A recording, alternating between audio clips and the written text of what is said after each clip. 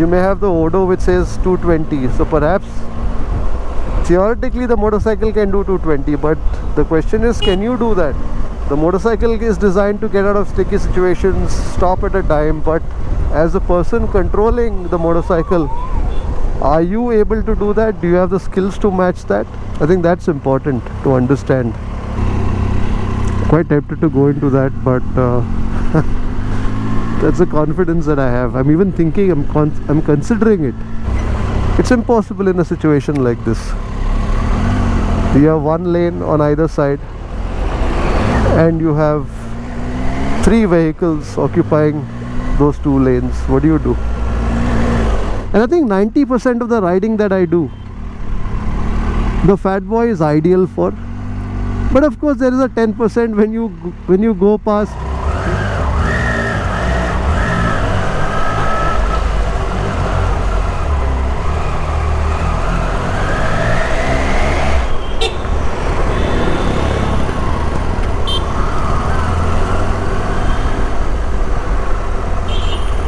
Hi folks, good morning. Stepped out on a ride on the Tiger. Today is probably the last ride I have on this Tiger because I need to return the motorcycle to Sridhar this week. I was hoping to ride longer, but it's been busy the last couple of weeks, barring the ride that you saw to Krishnagiri already. I haven't been able to do much on the Tiger. So today I thought we will ride out on Kanakapura road. I wanted to test the motorcycle out on roads which are not smooth highways. So Kanakapura road in its current form qualifies. It's got the tarmac, but it's also got those rough patches here and there. So I wanted to ride this motorcycle on that. Hopefully do 100 kilometers to and fro. It's 50 kilometers, 55 kilometers one way.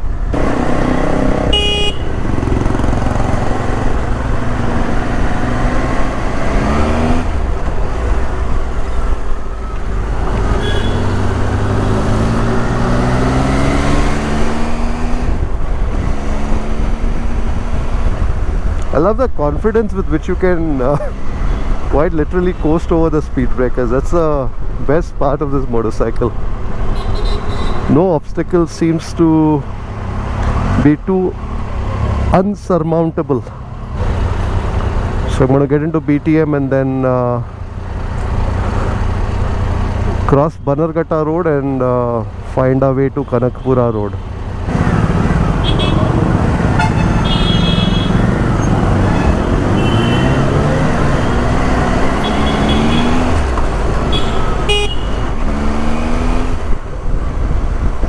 The surge of power that you have in this machine is absolutely incredible. Like I said, it wants you to get it to a higher gear as soon as possible. Like I'm 6th gear already. Got to downshift. So when you're riding in the city, you've got to work the gears a bit. A bit of a niggle. It's okay in situations like this, but when it's a little later in the day and extremely hot with the sun right overhead, that's when you begin to feel the heat in more ways than one. I hope you've watched the last 2 vlogs. This is going to be, I think, the last vlog on the Tiger in this series.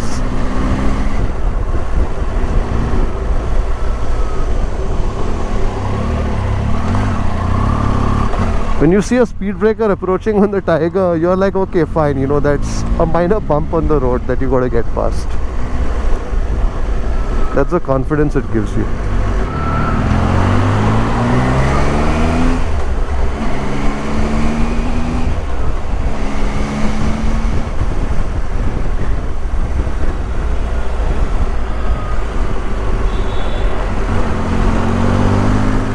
Always pay careful attention when you're merging. Very important. Don't just rely on the mirror, also turn your head to the direction that you're merging in, just to make sure that there is nothing in your blind spot.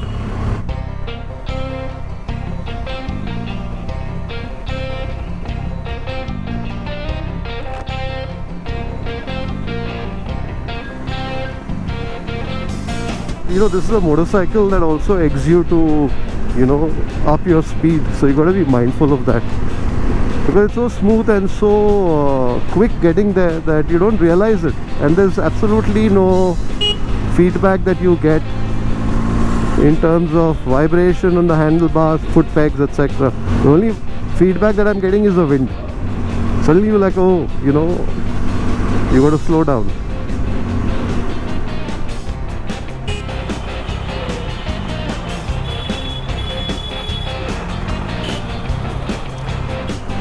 We are on Kanakapura road.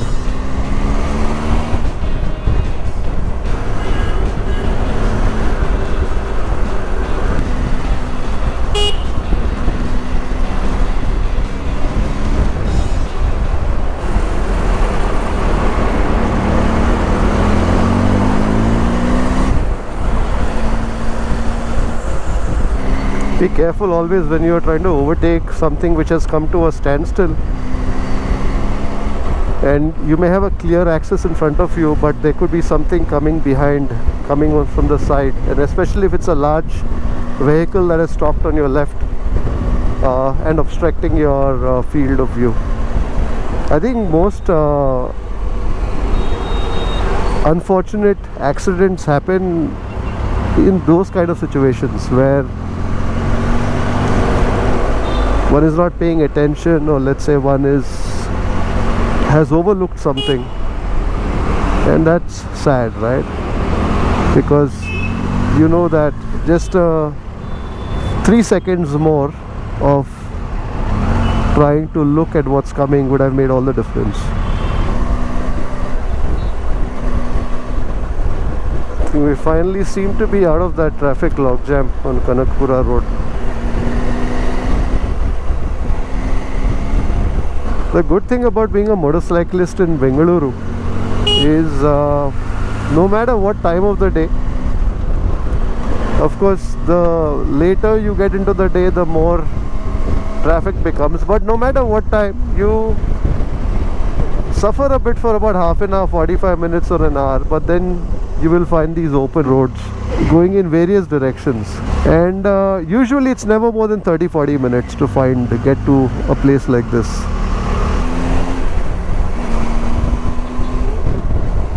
I love the power that you get when you want to overtake, when you want to get out of a sticky situation. But like I said, that's a good thing, and also can be a bit of a, you can get a bit complacent saying, okay fine, no matter what I can get out of it. So I think you got to be careful. I think a motorcycle can do many things. You may have the odo which says 220, so perhaps theoretically the motorcycle can do 220, but the question is, can you do that? The motorcycle is designed to get out of sticky situations, stop at a dime, but as a person controlling the motorcycle, are you able to do that? Do you have the skills to match that? I think that's important to understand, and to be practical and reasonable about your skill sets vis-a-vis that of what the motorcycle can potentially do.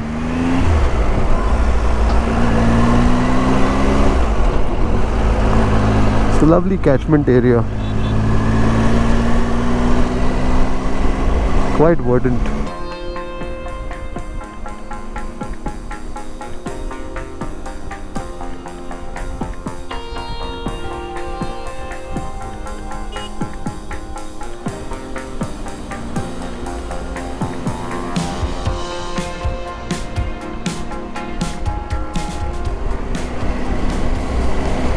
Today I wanted to get a feel of what it is like to ride on some of these state highways where you barely have a lane and a half on each side, and also some stretches are not so great.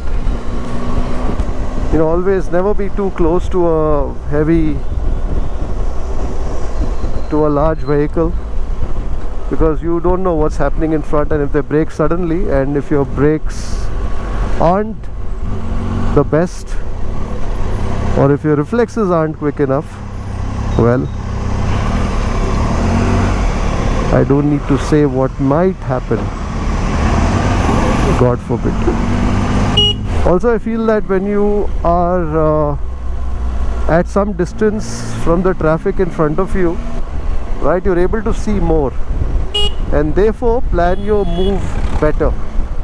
When you're too close to the vehicle in front of you, you can't see anything except for the back of that vehicle, and therefore you don't know, you don't have the complete picture, right? But when you are at some distance away, you can see the entire road in front of you. If you're trying to overtake and you're unable to do so, back up a bit, decelerate, get a perspective, get a wider perspective, see what's happening around you, and then plan how you want to tackle it. Anyway, bottom line, too many variables on the road. The only variable that you can control is yourself, and hopefully helps you get safer to wherever you want to go. We've just crossed the town of Kanakapura here on Kanakapura road.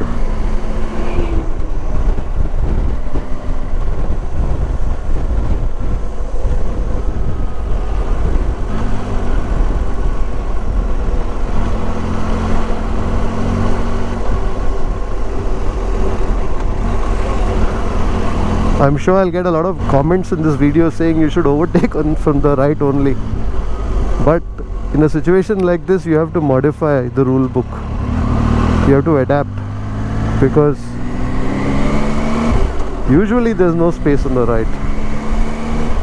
So you got to find some space on the left, but do it in a very careful manner. The rules are meant to be followed, but you've got to be able to adapt, because at the end of the day, the rules are designed to keep you safe, right? And I'm talking about, not every rule. I'm talking about rules like, let's say, overtaking from the right or the left from the right.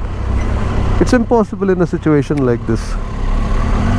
You have one lane on either side, and you have 3 vehicles occupying those 2 lanes. What do you do? See what's happening, give enough room, signal to those around, tell them this is what you're contemplating, this is your move, and then make your move.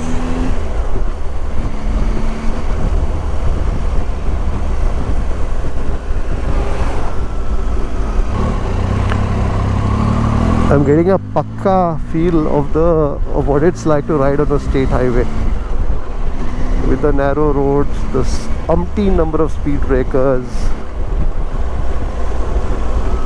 concrete in certain paths, tar in the others, hundreds of diversions.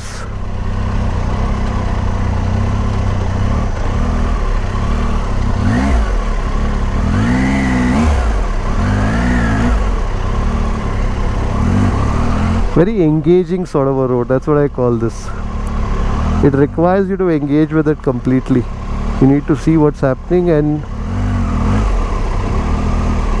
ride accordingly, always adapting.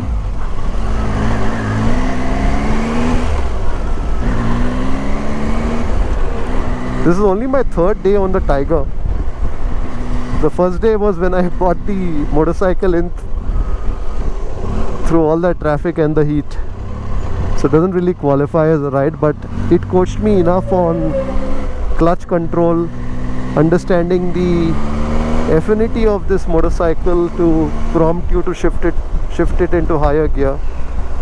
And then of course the second ride, which was a 200-kilometer ride, and today's the 3rd day, but I'm already feeling so comfortable on this motorcycle. And I can't thank Sridhar enough for lending me his baby. Thank you, Sridhar, thank you very much.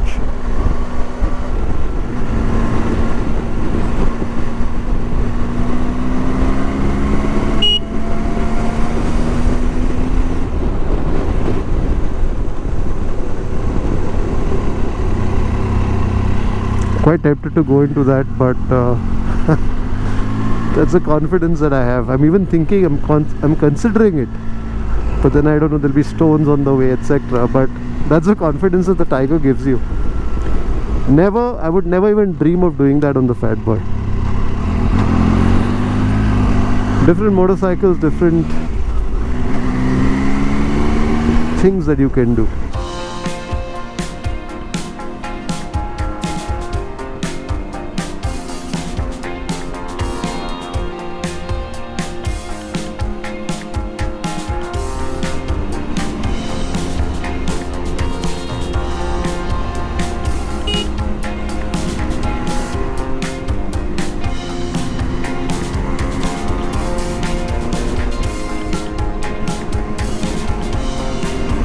One is sitting higher on this motorcycle as opposed to my fat boy, so I'm treating the twisties with a little more care and caution. Motorcycle is handling beautifully well though, I must say. We've just crossed Harohalli.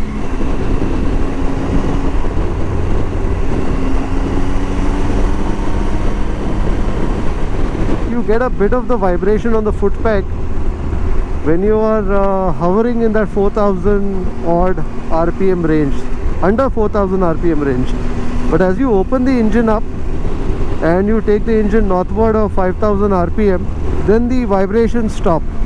So everything about this motorcycle is egging you to take it in that 5000, 6000 RPM sweet spot.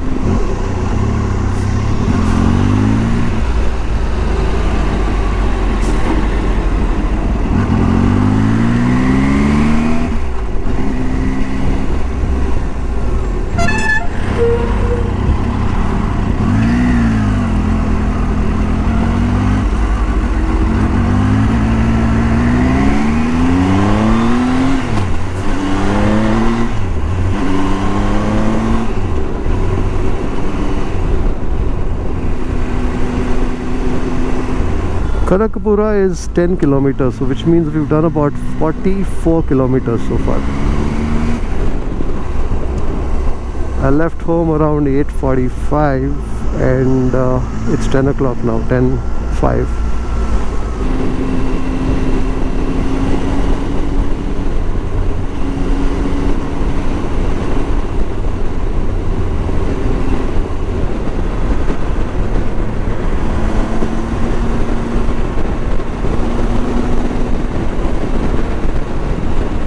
Opened the throttle to the extent I could. Exhilarating. You know what's interesting about the Tiger, and you know, even as I complete 300 kilometers of riding, and this is my perspective after that, is that it's a very versatile motorcycle, right? So whether you want to zip along broad national highways or meander through the twisties on state highways, go through rough patches, you know, this is a motorcycle that can take all that rather effortlessly. If you have a motorcycle like this, it pretty much can do everything that you want it to do. It's got the power, it's got comfort, and yet it doesn't feel like too big a motorcycle. Of course, it's all relative, because somebody, let's say, who's riding a 200cc, 300cc or 400cc Himalayan, for them this was probably twice the motorcycle. So when I say size, I'm talking about what I'm used to riding. So it feels rather nimble, it feels rather agile. Of course, there are certain gripe points, whether it's the buffeting that you feel on highways or the seat, which according to me after a while makes you want to stop and just stretch your legs, or the fact that this isn't a motorcycle that is happiest riding through city traffic. It's a motorcycle that comes alive post the 5000, 4000, 5000 RPM band. So there are some gripes, but overall I think this is a rather versatile motorcycle to kind of take on the roads of India. No matter what roads you throw at it, it'll take it on. It'll also do a decent amount of off-roading, not extreme off-roading. And let's face it, how much off-roading do we typically do? Right, not more than 2% to 3% of your overall ride in a year. So great motorcycle if one is looking at a motorcycle that's versatile. Now to me as a fat boy owner, well, this is a motorcycle that is complementary to the kind of riding that I do on my fat boy. So on the fat boy I can be really comfortable, coast on highways, and I think 90% of the riding that I do, the fat boy is ideal for. But of course there is a 10% when you go past crazy speed breakers, when you're doing some of the kacha roads that you will encounter, or you want to, let's say, do that last 4 kilometers into a homestay, in a coffee estate that's a bit inaccessible. So those are the sort of areas where I feel that a motorcycle like this would complement what I have already, a Fat Boy. Having said that, would I buy one? In an ideal world, yes, but from a practical perspective, I'm not sure.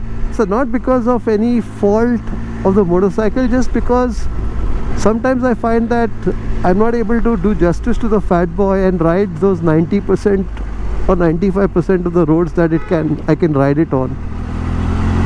Having another motorcycle, would that kind of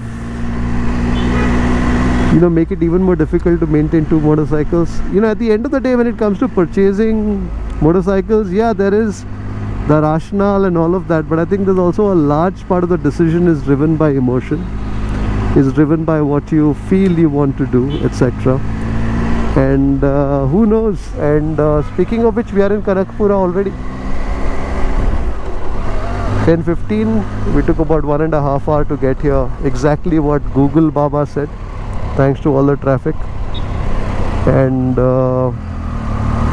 yeah, so motorcycle sometimes is not about just the rational decision or the logical decisions that you take, or logical reasoning, whatever you may want to call it. It's also a lot to do with emotion, and who knows, I may just succumb to emotion and pick up a second motorcycle. Well, we are exiting Kanakapura, and I think I should also turn back. Quite tempted to ride further up, but I think I shall turn back.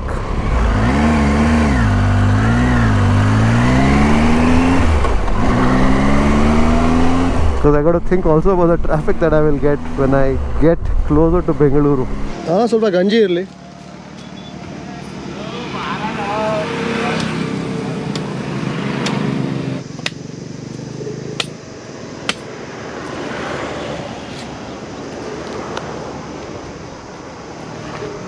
Nothing like some tender coconut to quench your thirst. ಯಾವ sir ಬೇಕಿದು? ಇದು triumph. ಯಾವ company, ಯಾವ brand? Triumph ಅಂತನಾ? UKದು brand, triumph tiger. ಎಷ್ಟು C C engine? 800cc.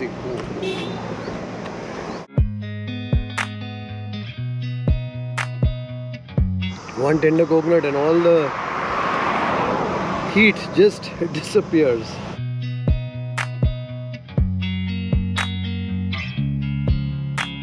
Well, that was a good 20-minute break, coconut break, Yelnir break, and also some chit chat with the locals. Always nice to do that. Gives you a perspective of what's happening around. I've done 256 kilometers on the Tiger since I borrowed it. Another 50 odd to go before I get home.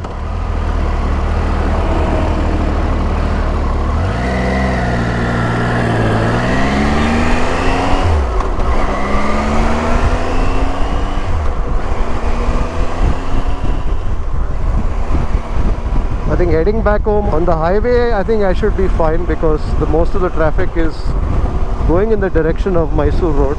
But as I get to Bengaluru, that's where the traffic will build up.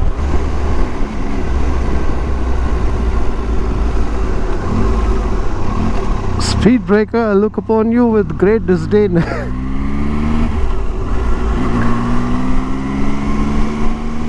But the very next ride, if I'm on the Fat Boy, I'm going to approach you with a lot of respect. So anyways, on that note, I think it's time to end the vlog here.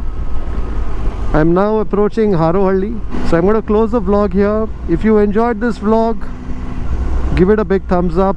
If you're new to the channel, well, I make vlogs on motorcycling, on food, on travel, and some of my life adventures. Do explore the channel, and if you like what you see, do consider subscribing. Take care, my friends. I'll see you on the next one. Bye-bye.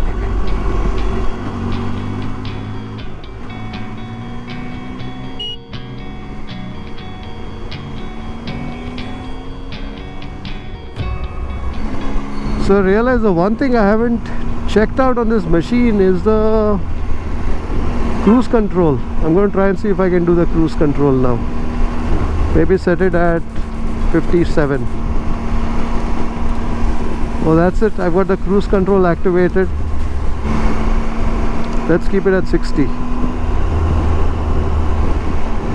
Oh, it's at 57. So the cruise control is activated and it's going, the motorcycle is going rather smoothly. So even if I give it throttle, oh, it does break the cruise control. Oh, that's interesting. So if you may be cruising at 60 or whatever and you suddenly need some more gas, you can give it gas and then leave the throttle and it will go back to cruising at whatever speed it was cruising at. Oh, that's fantastic. But I think I need to go to 6th gear and maybe cruise control will be more optimal at that gearing. Okay, let's go back to cruise. Oh, this is brilliant. This is so liberating.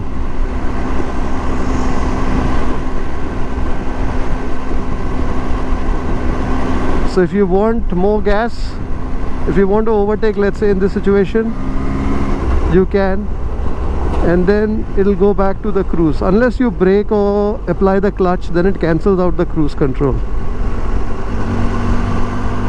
Oh, that's interesting. I mean, on stretches like these you can't really use cruise control, but I think more on the open highways where you are at a constant clip, where there's nothing coming at you, I think that's where the cruise control comes in handy. But nice to have the option, isn't it?